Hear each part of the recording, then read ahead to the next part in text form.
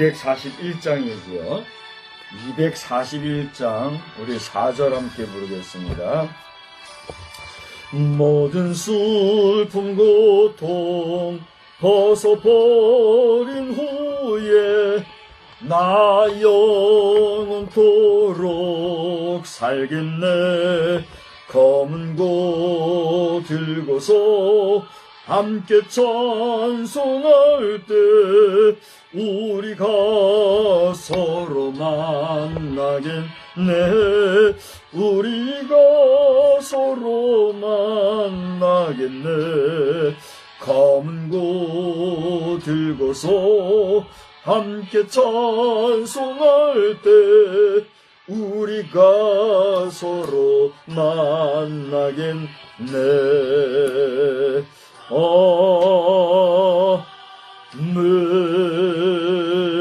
아멘. 전능하사 천지를 만드신 하나님 아버지를 내가 믿사오며 그 외아들 우리 주 예수 그리스도를 믿사오니 이는 성령으로 잉태하사 동정녀 마리아에게 나시고 본디오 빌라도에게 고난을 받으사 십자가에 못 박혀 죽으시고 장사한 지 사흘 만에 죽은 자 가운데서 다시 살아나시며 하늘에 오르사 전능하신 하나님 우편에 앉아 계시다가 저리로서 산 자와 죽은 자를 심판하러 오시리라. 성령을 믿사오며 거룩한 공회와 성도가 서로 교통하는 것과 죄를 사하여 주시는 것과 몸이 다시 사는 것과 영원히 사는 것을 믿사옵나이다. 아멘.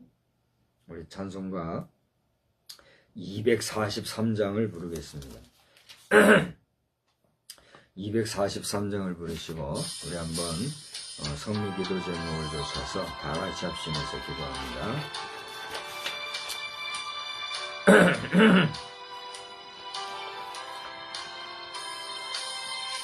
저 요단강 건너편에 화려하게 베는 집 나를 위해 예비하신 집일세. 강가에는 생명나무 꽃이 만발하였네. 주의 얼굴 그곳에서 배우리.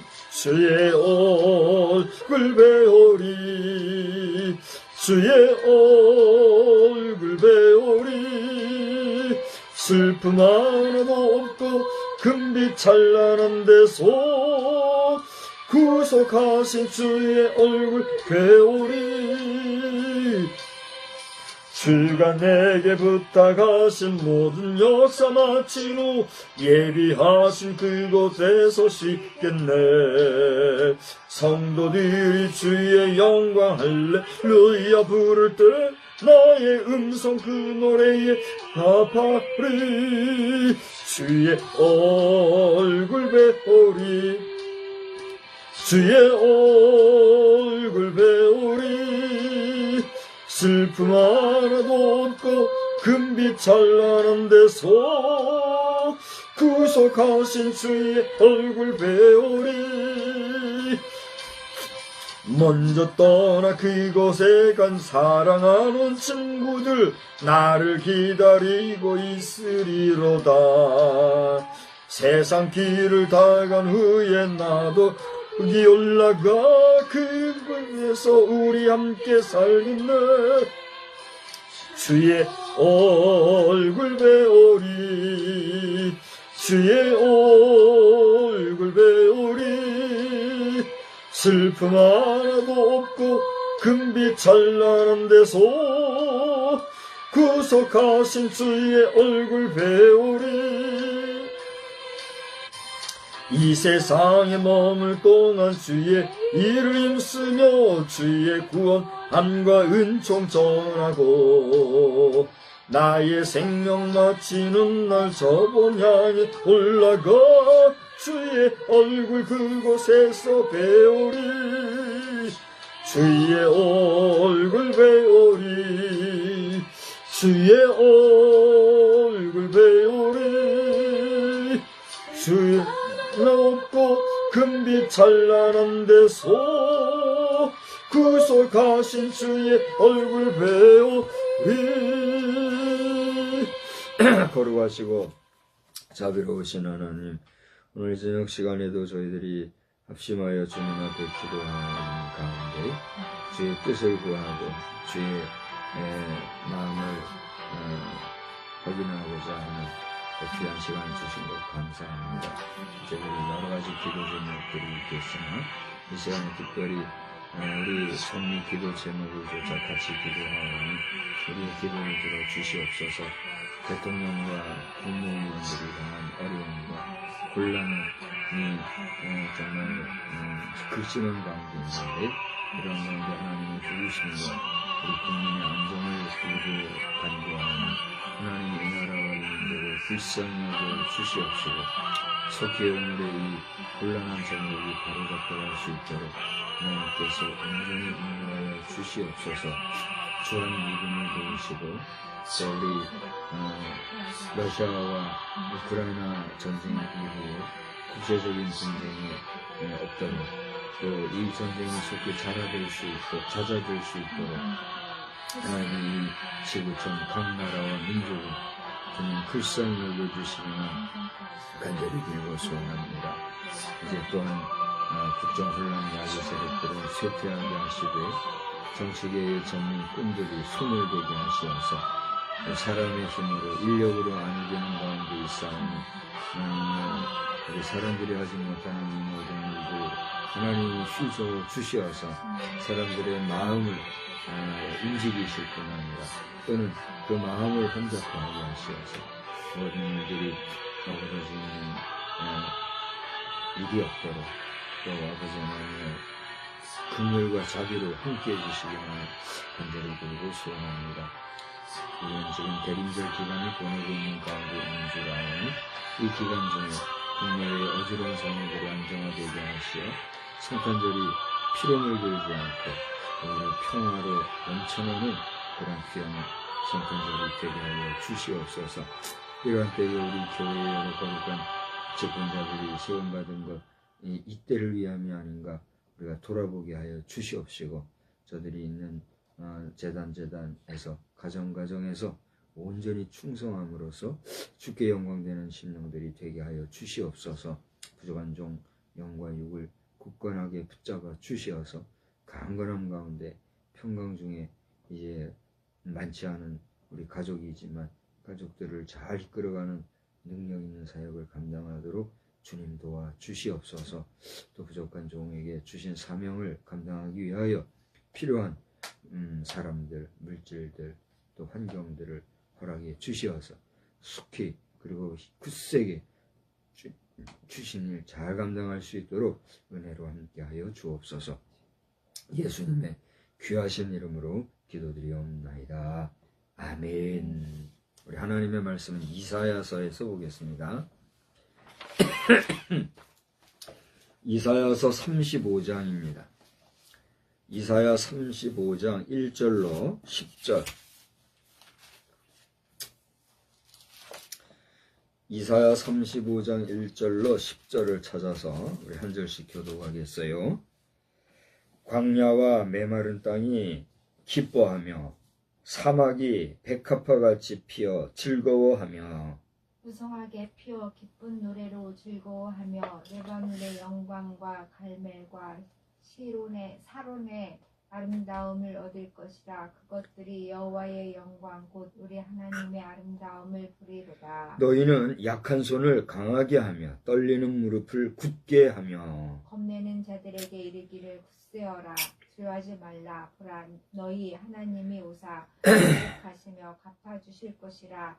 하나님이 오사 너희를 구하시리라 하라. 그때에 맹인의 눈이 밝을 것이며 못 듣는 사람의 귀가 열릴 것이며 그때에 저는 자는 사슴같이 뛸 것이며 말 못하는 자의 혀는 노래하리니 이는 광야에서 물이 솟겠고 사막에서 시내가 흐를 것임이라. 뜨거운 사막이 변하여 못이 될 것이며 메마른 땅이 변하여 원천이 될 것이며 승냥이에 눕던 곳에 풀과 갈대와 부들이 날 것이며 거기에 대로가 있어 그 길을 거룩한 길이라 일컫는 바 되리니 깨끗하지 못한 자는 지나가지 못하겠고 오직 부족함을 입은 자들을 위하여 있게 될 것이라. 우매한 행위는 그 길로 다니지 못할 것이라. 거기에는 사자가 없고 사나운 짐승이 그리로 올라가지 아니하므로 그것을 만나지 못하겠고 오직 구속함을 받은 자만 그리로 행할 것이며 여호와의 속량함을 받은 자들이 들어오되 노래하며 시온에 이르러 그들의 머리 위에 영영한 희락을 띠고 기쁨과 즐거움을 얻으리니 슬픔과 탄식이 사라지리로다. 아멘. 하나님의 놀라우신 은혜가 이 저녁 시간에도 우리 모두와 함께 하시기를 우리 주님의 이름으로 축원합니다. 아멘. 축원합니다. 아멘. 우리 둘째 딸 박미란 집사가 이 저녁 시간에 예배를 함께 하고 있는지 모르겠는데 듣자 하니 토요일과 주일은 이렇게 또 좀 시간을 가질 수 있다고 해서 고마운 마음이에요. 그렇게 귀한 시간을 얻었는데 헛되이 보낼 것이 아니라 우리가 함께 형편상 같이 못 드릴지라도 온라인상으로라도 이렇게 예배 드리는 일에 집중을 하면 좋겠다 하는 말씀을 드리고, 오늘 저는 오직 구속함을 받은 자만, 우리 한번 따라서 할까요? 오직 구속함을 받은 자만, 구속함을 받은 자만, 예, 오직 구속함을 받은 자만이라는 제목으로 말씀을 전하고자 합니다. 낮 시간에 여러분과 함께 생각한 것이 서로 원망하지 마라 한 것이었죠. 잠깐 여러분의 기억을 돕기 위해서 얘기한다고 하면, 우리가 원망하게 되면 하나님은 그 원망하는 자들을 심판하신다 하신 말씀을 기억을 하여야 돼요. 여러분, 그 원망하다가 약속의 땅 가나안에 들어가지 못한 지도자가 있었죠? 누구예요? 모세잖아요. 모세가 이스라엘 백성들이 물 좀 달라고 하니까 하나님께 기도했더니 너 이렇게 해라 했는데, 그 하나님의 말씀을 듣고 가서 이스라엘 백성들 앞에 어떻게 했어요? 화를 냈잖아요. 이스라엘 백성들을 원망한 거거든요. 그렇게 함으로 말미암아 그렇게 혈기를 낸 그것으로 인해서 가나안 땅에 입성하지 못한 걸 우리가 알잖아요. 이건 하나님 앞에 심판받은 거단 말이에요. 그렇다고 해서 모세가 구원받지 못하고 버림받고 지옥 갔다면 우리 이렇게 말할 수는 없는 건데, 모세에게 있어서 심판이 뭐겠는가? 그건 약속의 땅 가나안 땅으로 이끄는 지도적인 역할을 했던 사람이었으나 그 자신은 결국 거기 못 들, 그 같은 심판이 어디 있어요. 그렇게 된 것으로 생각을 하면서, 원망하는 자는 심판을 받게 돼 있는 것이고, 그런 논리로 칠 때 우리 모든 인간은 어쩔 수 없이 하나님 앞에 심판받을 수밖에 없다. 그러나 심판받아 멸망당할 수밖에 없는 존재들이지만, 그래도 하나님이 그 아들 예수 그리스도를 통해서 우리를 구속해 주시는 그 구속의 은혜로 말미암아 우리는 하나님의 심판이 와도 두려워하지 아니하고 예수의 이름으로 그 심판의 날에 우리의 본향 영원한 천국에 입성할 자격을 가진 자들이 되었다. 내가 의로워서가 아니라 그 주님이 의롭게 해주시는 구속의 은혜로 말미암아 나는 의인이 되었다. 할렐루야. 그게 복음인 거예요. 오늘 우리가 예수 믿는다 할 때에 예수 믿어서 세상에서 잘 되고 평안을 누리고 병고침을 받고 문제가 해결되어지고 살아가는 이 인간 세상 속에서의 여러 가지 어떤 기복적인 삶의 마스터키와 같은 그런 개념으로 예수를 믿는, 무당 푸닥거리하고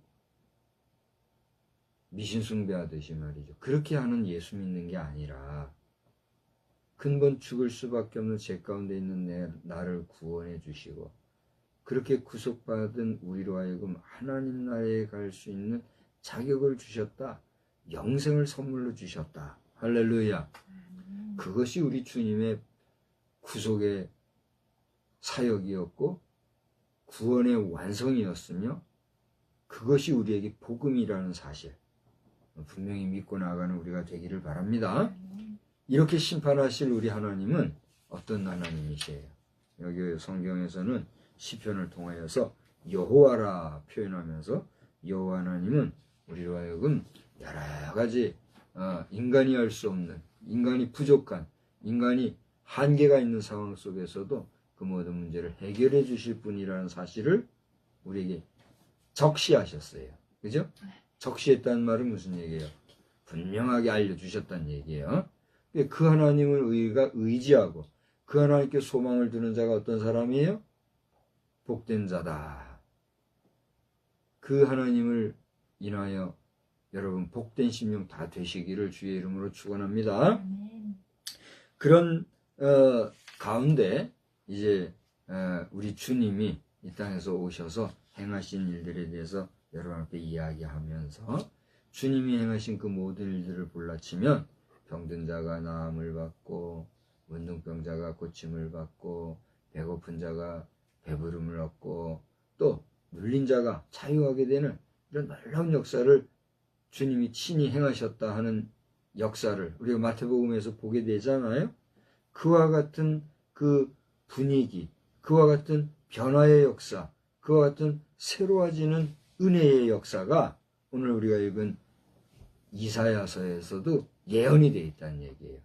결국 우리가 정리를 하자고 하면 다윗을 통해서 오리라 예언된 예수 그리스도, 그에 대하여서 다윗의 그 이후의 시대의 선지자 이사야를 통해서 다시 한번 오실 메시아에 대한 예언의 말씀을 하고 있는데, 이 이사야서에서의 예언은 뭐냐? 오늘 우리가 본문을 읽었습니다만 오늘 우리가 본문에서 찾을 두 가지 단어는 뭐냐면 1절에 나오는 광야와 메마른 땅이 하는 거예요. 광야와 메마른 땅은 뭐예요? 그야말로 거칠고 토박하고 물도 없고 또 식물도 자라지 못하는 그런 건조한 땅을 얘기하는 거잖아요. 그런가 하면 또 하나 사막이 등장해요. 1절에, 같은 1절에 광야와 메마른 땅이 나오고 사막이 나오는데, 사막은 어떤 곳이에요? 그렇죠. 이 광야와 메마른 땅보다도 더 절망적인 곳이 사막이에요. 광야와 메마른 땅은 그래도 그 토질이, 땅의 그 성질이 딱딱하잖아요. 굳잖아요. 그러니까 비가 와도 어느 정도 그래도 물이, 습기가 머금을 수 있는 그런 곳이 이 광야와 메마른 땅이에요. 아무리 메마른 땅이라 할지라도 그곳은 그래도 단단한 지반이 있는 곳. 근데 사막은 어떤 곳이에요? 저는 아직 사막을 가보지를 못했어요. 저는 사막을 가보지 못했지만 간접적으로 사막이 어떤 곳인가를 알려면 어디로 가보면 돼요? 그렇습니다. 뜨거운 여름에 백사장을 가보면 아주 그 간접적인 체험이지만 그 사막이 어떤 곳인가 알 수 있는 거 아니겠어요? 그러니까 여러분, 뜨거운 여름에 태양이 자결하는 그런 때에 바닷가에 가서 모래밭만 걸어봐도 그게 어떤 곳인지 알 수 있잖아요. 그 사막이 그런 곳이다 이거예요.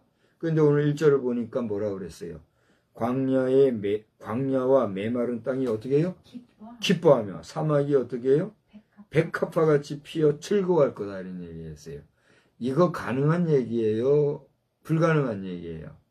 희망적인 내용이에요? 절망적인 내용이에요? 그렇습니다. 불가능해 보이고 절망적인 모습 속에서지만 하나님께서 역사하시면 이와 같이 광야와 메마른 땅에서도 기쁨을 우리가 얻을 수 있고, 사막과 같은 절망적인 곳에서도 백합이 피어날 정도로 즐거움이 넘칠 수 있는 희망을 노래하고 있는 것이 오늘 본문의 내용이다 이거예요. 그래서 계속해서 여기를 보게 되면은 2절 3절에서부터 또 보게 되면 저기 6절까지를 보면은 우리가 정말 희망이 어디에 있고 소망이 어디에 있는가, 우리가 절망과 실망과 낭만과 또 여러 가지 고난의 현장 속에서도 주를 바라보고 주께 소망을 두고 나아갈 이유에 대해서 찾을 수 있는 내용이 본문에 나온다는 것이죠. 그런데 이어서 7절을 가서 보면 1절에 기록되어 있는 사막이라는 이 장소가 7절에서는 어떻게 표현이 되어서 나오고 있어요? 뜨거운 사막이라고 지금 나오고 있어요. 같은 사막이라도 뜨거운 사막은 더 고통스러운 것을 우리가 느낄 수 있잖아요. 그렇게 뜨거운 사막이 변하여 뭐가 돼요? 못이 될 것이. 못이 뭐예요? 말 그대로 물이 담겨져 있는 웅덩이, 그걸 얘기하는 거예요. 그 뜨거운 사막이 못이 된다는 건 뭐예요? 절망과 죽음의 그 장소에서 못이 있다는 건, 물이 있다는 건 뭐예요? 생명의 장소로 변화될 것을 얘기하고 있죠. 그리고 메마른 땅이 변하여 뭐라 그랬어요? 그 다음에 메마른 땅이 변하여 원천이 될 것이며, 원천이라는 게 뭐예요? 샘의 근원. 그렇습니다. 말 그대로 샘의 근원이 된다 이거예요. 그러니까 여러분, 사막이라고 하는 지역은 메마른 땅이라고 하는 곳은 아무리 봐도 물기가 없고 건조한 곳을 얘기하잖아요. 죽음이 연상되고 메마름과 건조함과 적막함 이런 것들이 연상이 되잖아요. 근데 그러한 곳이 변해서 샘의 근원이 된다? 샘의 근원이라는 건 뭐예요? 물이 시작되어지는, 그죠? 그 시작점이 된다. 저는 지리학을 전공을 해보지 않았기 때문에 지리학적으로나 또 지형학적으로나 또 여러 가지 자연 지리 이런 부분에서 많이 부족해요. 관심은 제가 많이 갖고 있는데 지식이 많이 부족해요. 그러다 보니까 이 샘의 근원이 되는 곳으로부터 발원하여서 흐르는 그 물의 수맥이라든가 또 그 물의 흐름을 통해서 다시 넓어져가는 그 물의 줄기, 또 바다로 연결되어지는 그런 과정, 또 각 우리나라라면 우리나라의 어떤 지형 또는 세계적으로는 어떤 각 세계 국가별의 어떤 그 형편 이런 건 제가 잘 몰라요. 저만이 아니라 많은 사람들이 그 전문가 아니고는 잘 모르겠죠, 그죠? 그 무슨 얘기예요? 우리는 평소에 샘의 근원이 어디서부터 나와서 그 근원에서 흐르는 물이 어디로 흘러 어떻게 해서 오늘날 큰 강물이 되고 바다가 되는가 하는 데 대해서 대부분의 사람들은 알아요, 몰라요? 모르고 살아요. 그게 우리 솔직한 고백 아닙니까? 지금에 와서는 많은 사람들이 댐을 쌓고 또 수자원 공사와 같은 곳을 통해서 물을 정화해서 이 라인을 다 깔아가지고 수돗물을 먹고 이렇게 하니까 물 걱정 없이 우리가 사니까 지금은 이 음용수라든가 또 일상 생활용수 이런 부분에서 걱정하는 일이 우리 있어요, 없어요? 없잖아요. 근데 저 어릴 때만 해도 수도라는 게 수도가 있기는 있었겠지만 그 수도가 지금처럼 계속 콸콸콸 나오는 게 아니라 시간이 되면 나오고 그 외 시간은 꺼지고 이런 것 때문에 부엌에 뭐가 있었어요? 물탱크가 있어요. 저는 어릴 때 기억이 내가 정확히는 모르겠는데 그 물탱크에 빠졌었나 봐요. 그래가지고 거기만 가면 그냥 자지러지게 놀라고 그런 게 있었던가 봐요. 옛날 기억이니까 잘은 모르는데 그런 어두운 그 기억이 있어요. 중요한 건 그게 아니라 그렇게 오늘과 같이 편리한 세상이 아니었던 나 어릴 때만 해도 부엌에 기본적으로 물탱크가 있어야 그 물에다 물을 가둬 놓고 쓰고 했던 이런 시절이 있었단 말이죠. 여기도 그런 일이 있었나요? 물탱크는 아니었어도 둔벙이 뭐예요? 하여튼 이렇게 물 저장해 놓은 그걸 얘기하는 거 아니에요. 그러니까 물을 저장해 가지고 그 물을 퍼다 쓰고 이런 시절이 우리 있었잖아요. 그러나 지금은 어때요? 틀기만 하고 이제 요즘은 버튼 하나만 눌러도 물이 나오는. 요즘에 그 광고하는 거 보니까요, 샤워 시설이 얼마나 참 별별 신기한 샤워기가 다 나오더만요. 몇십만 원만 주면 그런 신기한 그런 편리한 그런 샤워 꼭지를 얼마든지 쓸 수 있겠더만. 딴 얘기해서 안 됐습니다만은 그렇게 세상은 편리해지는데 오늘 얘기가 뭐예요? 그렇게 메마르고 건조하고 사막과 같은 곳이 이렇게 변하는 세상. 여러분, 우리가 이사야서에서 지금 이야기하고 있는 이런 이야기는 방금 제가 이야기했던 것처럼 우리가 살아가는 시대상, 문화생활, 문명생활, 편리한 생활의 편리 이런 것과 비교만 해봐도 벌써 그 발전도가 느껴져요, 안 느껴져요? 세상이 얼마나 살기 좋아졌다는 걸 우리 충분히 인정할 수 있잖아요. 그래요, 안 그래요? 아니할 말로 지금 우리나라에 한 3, 40년, 4, 50년 전만 해도 참 험악했지만 지금은 엄청 우리 잘 살잖아요. 그런데 이렇게 잘 사는 이 시대 현재에도 우리가 알지 못하는 저개발 국가, 후진 국가에 가보면 우리 살던 시대보다도 더 험악하게 사는 사람들이 이때잖아요. 그래서 지금도 여기저기에서 지하수 개발하는 데 들은 비용이 필요하다고 도와달라고 후원해달라고 그런 일들도 지금도 여전히 있잖아요. 그죠? 그런 거 생각을 해보면 정말 기가 막혀요. 근데 중요한 것은 우리의 삶의 이야기보다 이렇게 변화하는 것처럼 이렇게 변화될 때에 그곳에 갈 수 있는 자가 있고 못 갈 수가 있는 자가 있다고 하는 그것을 이용할 수 있는 자가 있는데 역으로 이용할 수 없는 자가 있는데 그게 누구냐? 이 성경을 보니까 뭐라고 그랬어요? 8절에 거룩한 거기에는 대로가 있어 그 길을 거룩한 길이라 일컫는 바 되니 깨끗하지 못한 자는 지나가지 못하겠고 오직 구속함을 입은 자들을 위하여 있게 될 것이라 그런 얘기를 했어요. 자, 각중에 우리가 일상생활 속에서 느낄 수 있는 얘기를 하다가 거룩한 길을 얘기하면서 또 구속함을 입은 자들을 위하여 있게 되는 길이다 이런 얘기를 하니까 우리의 일상 인간의 육신의 생활에서 갑자기 영적인 생활로 전환되어지는 그런 느낌을 받을 수 있잖아요. 이게 무슨 얘기인가? 9절에 와서 거기에 더해서 보니까 거기가 어디예요?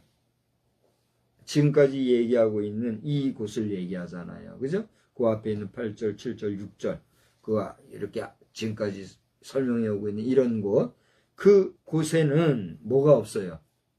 사자가 없고 사나운 짐승이 그리로 올라가지 아니하므로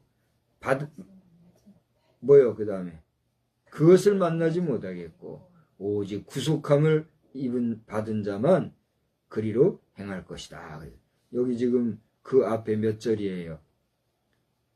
8절에서도 오직 구속함을 입은 자들을 위하여 있게 될 것이다 했는데 9절에도 오직 구속함을 받은 자만 그리로 행할 것이다. 이런 얘기를 하고 있어요. 이게 무슨 얘기일까? 우리 한번 생각해 볼 필요가 있어요.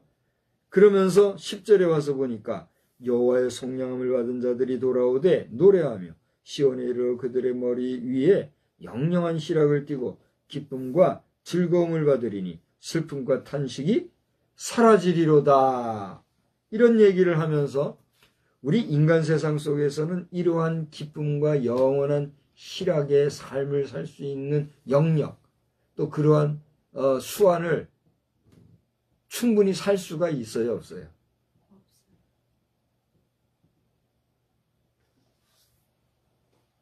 고대 이후로 지금까지 많은 사람들의 관심은 장수하는 거라 그러잖아요. 그죠?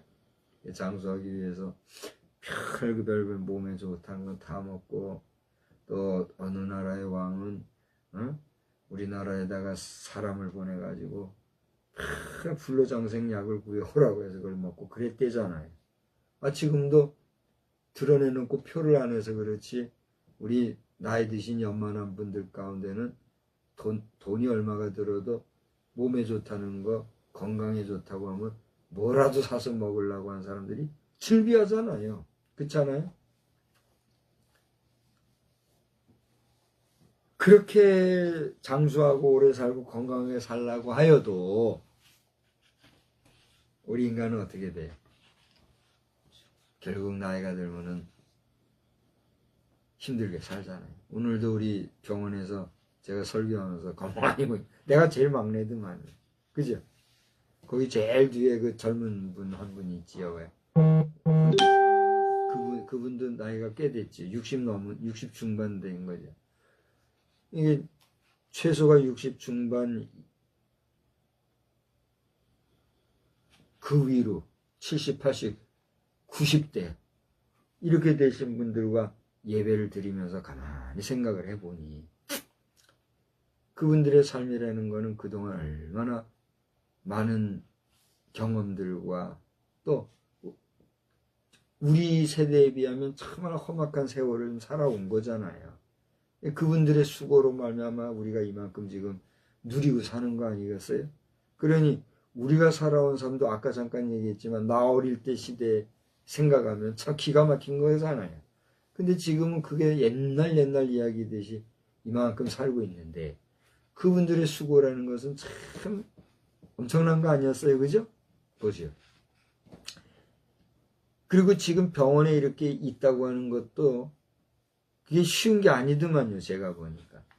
그만큼 그들에게 물질로 공개하거나 경제적으로 뒷받침해주는 뭔가가 있으니까 여기 지금 병원에 있는 거잖아요. 이게 뭐 고급 병원이든 그렇지 못한 병원이든 그게 중요한 게 아니라 더 약해지면 이제 여기도 못 있고 요양원으로 가서 거기서 그냥 마지막 생을 마치려고 이렇게 한다고 하니 노년이라고 하는 거 나이가 많이 들어서 늙는다고 하는 거 이게 얼마나 우리의 인간사에 있어서 서글픈 일이냐 말이에요. 근데 그 서글픈 인생사 말년 노년의 시간을 너나 할 것 없이 우리는 다 어떻게 해요? 하나님의 시간 안에서 그 노년의 삶을 거쳐야 하는 게 인생이라면 누구나 거치는 게 노년의 인생이잖아요. 그죠? 그렇게 노년의 삶을 겨우겨우 연명해서 몇 년을 살든 오래오래 살았다 할지라도 마지막 끝에 모든 인간은 어떻게 돼 있어요? 다 한 줌 흙으로 돌아가게 되는 게 우리 인생사잖아요. 그죠? 그러니까 그게 인생사인데 아이고 오늘 여기서 보니까 거기는 영원히 다스리시는 하나님의 나라, 거기서는 또 대대로 그 하나님이 통치하시는 나라가 있다 이런 얘기를 하고 있단 말이에요. 이야 이게 뭘까? 이게 뭘까?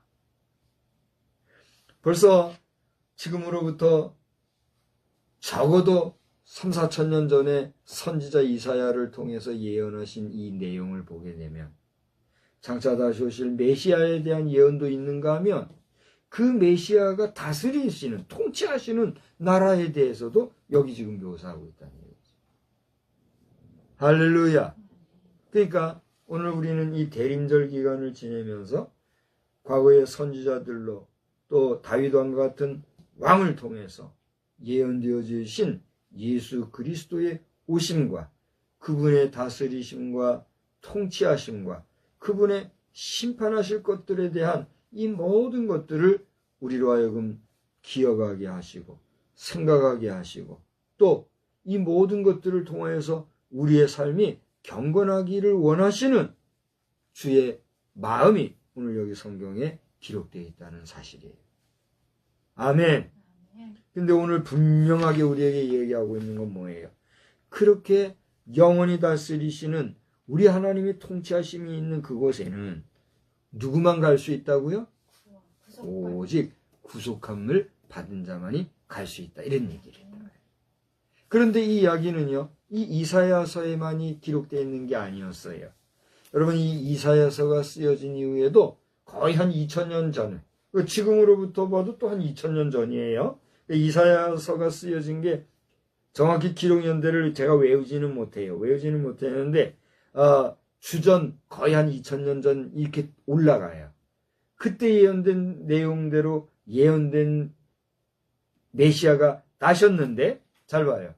그 메시아가 예언된 대로 오셔서 이 땅에 구속의 사건, 구원의 은총을 베푸시고 구속을 완성하시고 부활 승천하신 이후에 오늘 이 시대를 살아가는 우리는 몇 년이 지난 거예요?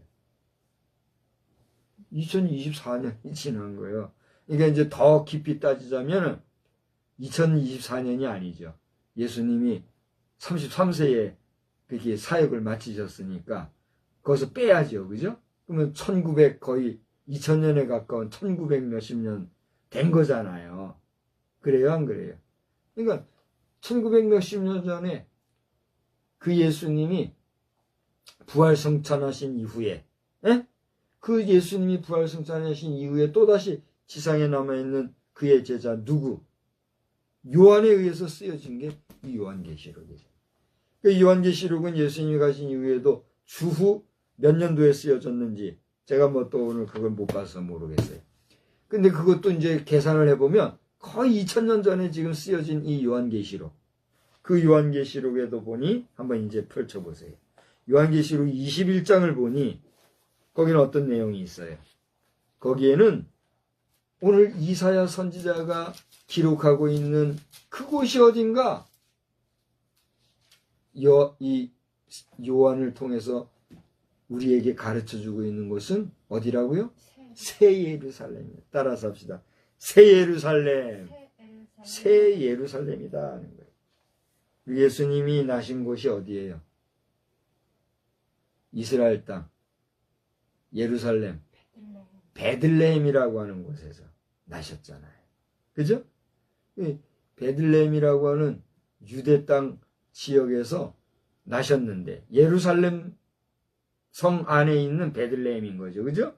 그러니까 그 예수님이 오셨던 이 지상의 예루살렘, 예수님이 처음 오셨던 이 예루살렘은 우리로 하여금 이렇게 문명사회, 과학시대의 발전, 그리고 역사의 2000년의 흐름과 같은 그런 인간 세상에서의 예루살렘으로 이 땅에서 우리 주님이 거하셨던 곳이었지만 요한을 통해서 보여주고 있는 이 새 예루살렘은 지상의 예루살렘과 비교할 바가 돼야 안 돼요. 안 된다는 거예요.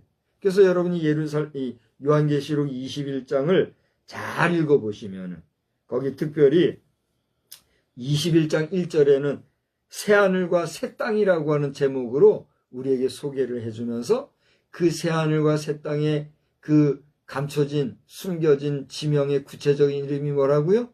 예루살렘인데 이 예루살렘은 어떤 예루살렘이에요? 이 지상에 있는 예루살렘과 같지 않은 새 예루살렘으로서 이 지상의 예루살렘은요 지금도 봐요. 이 2024년에 오늘날 예루살렘 어떤 곳이에요? 슬픔과 탄식과 전쟁과 각종 죄악과 한숨이 탄식이 넘치는 그런 땅으로 있잖아요. 그래요 안 그래요? 지금 현재 이스라엘의 총리가 누구죠? 네탄야후 총리잖아요. 요즘도 네탄야후 총리께서는 페이스북에서 이렇게 계속 그 포스팅 하더라고요. 그래서 그저께도 올라온 게 있어. 제가 봤어요. 근데 내가 히브리 말을 잘못해서 다 못 알아들어요. 열심히 공부하다가 영머리가 안 돌아가서 히브리 말 못했는데 네탄야후 총리께서 이 영상을 혹시라도 보신다면 오늘날 우리 대한민국이 여러분 이스라엘을 위해서 응원하고 기도하고 여러분들이 모든 부분에서 이기고 이기는 백성들이 되기를 기도합니다. 더 나아가 여러분들이 잊어버리고 잃어버렸던 처음 오신 메시아 예수 그리스도 여러분의 조상들이 그 손으로 못을 받고 옆구리에 창을 찔른 우리 사람의 몸으로 오신 하나님이신 그 예수님을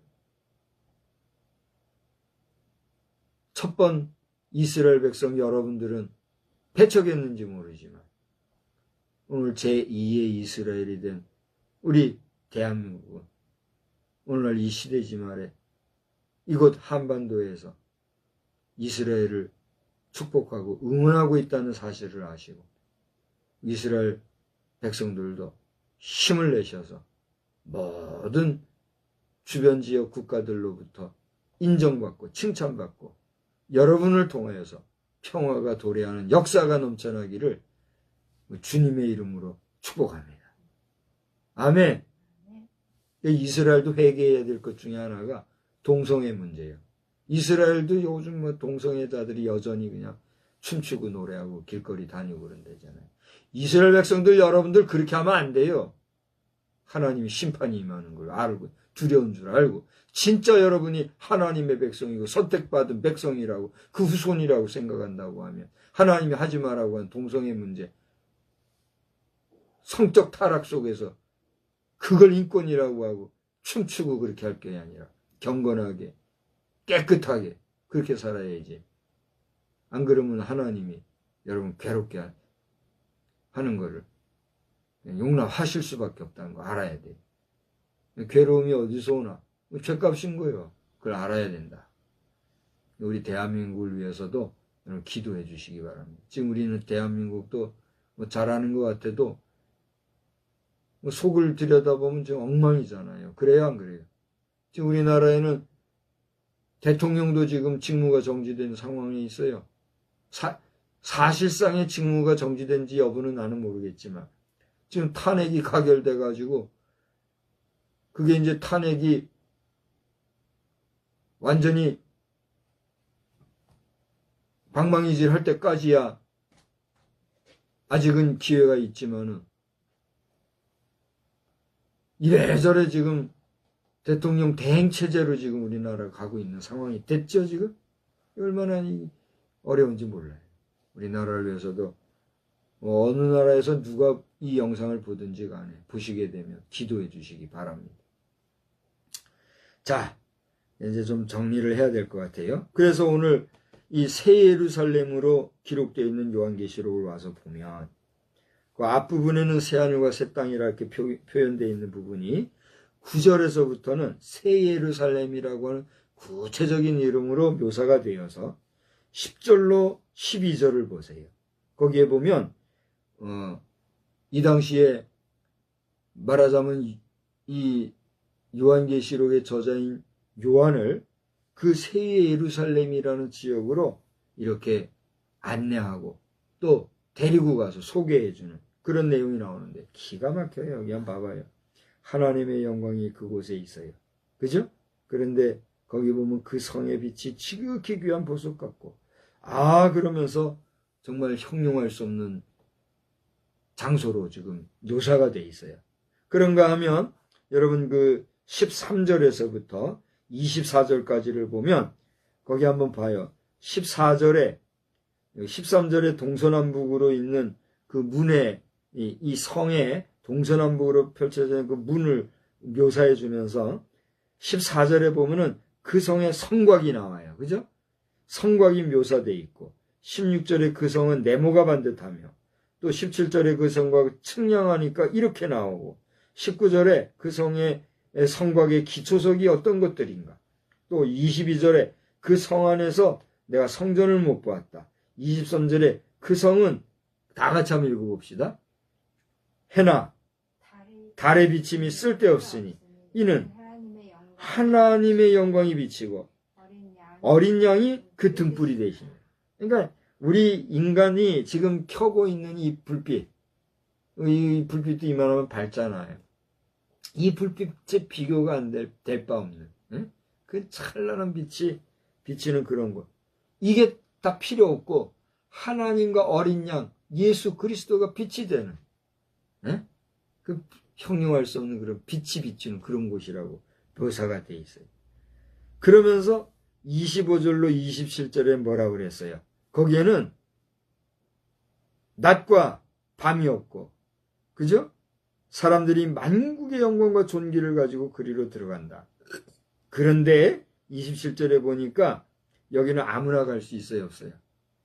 아무나 갈 수 없다고 그랬어요. 누구는 못 가고 누구는 간다고요? 한번 읽어봐요. 27절. 무엇이든지 속된 것이나 가증한 일 또는 거짓말하는 자는 결코 그리로 들어가지 못하되 오직 어린 양의 생명책에 기록된 자들만 들어가리라. 그러면 어린 양 생명책에 기록된 자는 어떤 사람이 여기에 기록된 자들이라는 거예요? 그렇습니다. 이사야서가 오늘 이야기하고 있는 구속함을 받은 사람. 구속함을 받은 그 사람은 어디에 기록된다고요? 어린 양 생명책에 기록되어 있다. 할렐루야. 그러니까 오늘 저와 여러분이 예수를 믿고 그 예수를 믿되 우리의 의지나 우리의 수고나 우리의 노력이나 우리의 어떤 학습되어진 것들로 믿는 믿음이 아니라 하나님이 나를 사랑해 주시고 하나님이 나에게 인쳐 주신 그 온전한 믿음, 위로부터 오는 참 믿음이 우리에게 있어. 그 믿음으로 말미암아 영접하는 자, 곧 그 이름을 믿는 자마다 영생을 얻게 하려 하심이라는 그 주님의 영생의 축복을 받은 우리가 비로소 생명책의 농명이 된 줄 믿으시기 바랍니다. 여러분이 참으로 예수를 믿는 사람이라면 여러분의 이름은 지금 어디에 기록되어 있어요? 어린 양 생명책에 기록돼. 할렐루야. 제가 오늘 우리 기독교 대한선결교회 특별히 우리 서울 강남 지방에를 포함해서 우리 목사님들이 좀 이 영상을 보시면은 여러분 잘 하시기 바랍니다. 저는 기독교 대한선결교회 목사예요. 무임 목사예요. 공교회가 나를 부르지 않으니까 난 못 가고 대기 상태에 있어요. 내가 자랑하는 게 아니라 현실을 얘기하는 거예요. 그러니까 나는 대의원 자격으로 파송되었었으나 무임 목사이기 까닭에 2년이 지난 이후로는 나는 정회원도 못 돼요. 준회원이에요. 발언권도 안 주더라고요. 발언권도 없어요. 중요한 얘기하려고 한번 갔더니 아이고 나 하늘 같은 선배님 법이요. 당신 발언권 없어. 발언도 못하게 하더라고요. 너 발언도 못하는 사람.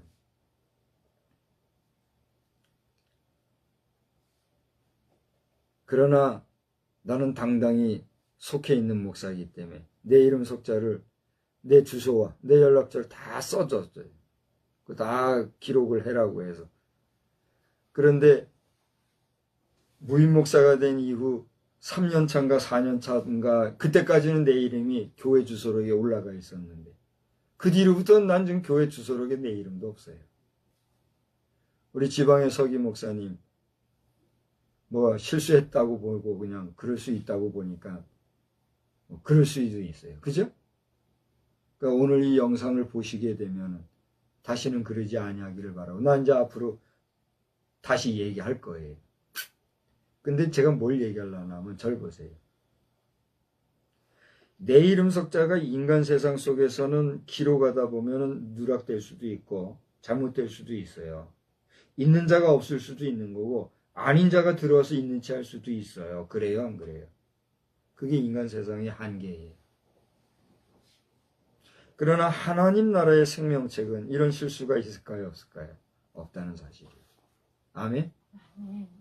우리가 아무리 하나님 앞에서 젠체하고 아는 체하고 내가 귀여운데 잘했어요 해도 우리 주님이 나 너 모르겠다 하면 우리 어떻게 돼요? 끝나는 거예요. 우리 주님의 심판대 앞에서 우리의 이름이 기록되지 있는 생명책, 우리의 행위록을 따라 기록된 행위록이 있어. 생명책의 이름과 행위록에 그 기록되어 있는 행위를 보시고 심판하실 하나님의 그 심판대 앞에서 잘했다 칭찬받고 인정받는 우리가 되어야 될 줄로 믿습니다.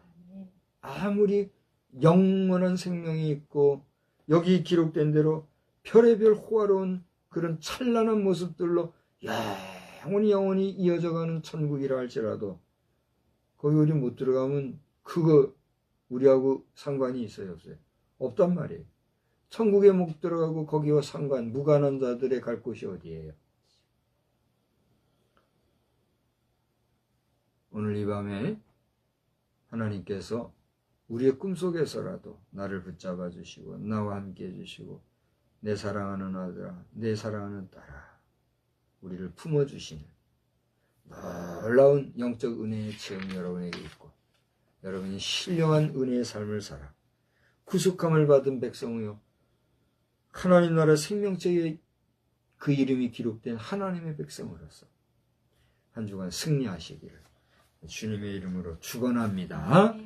축원합니다. 기도합니다. 하나님 오늘도 저희들에게 귀한 생명의 말씀으로 함께 해주셔서 감사합니다.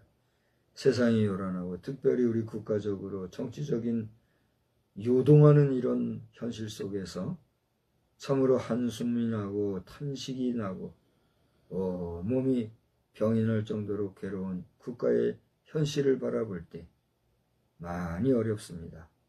그러나 이 땅 인간의 세상은 이처럼 어렵고 요지경 세상이지만 우리 하나님이 다스리고 통치하시는 하나님의 나라는 이런 슬픔과 눈물과 탄식이 없고 고통과 근심과 걱정이 없는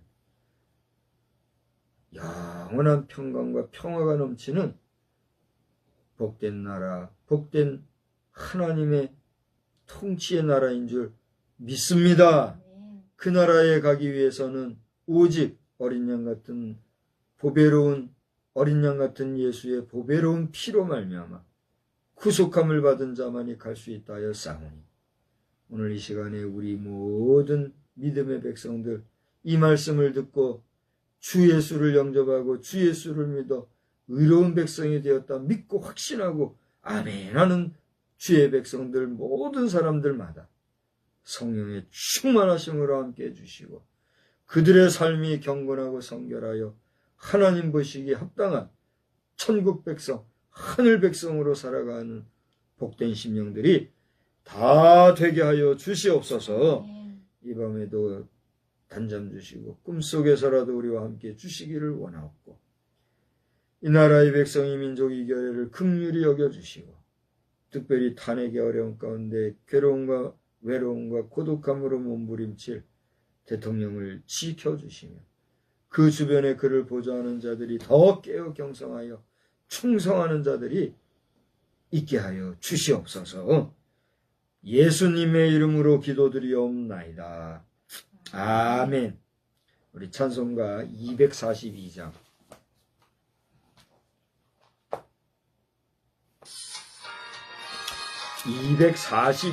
부르겠습니다.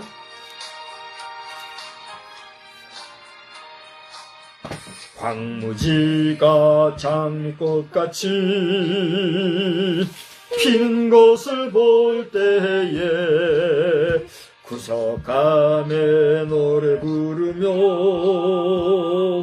거룩한 길 다니리.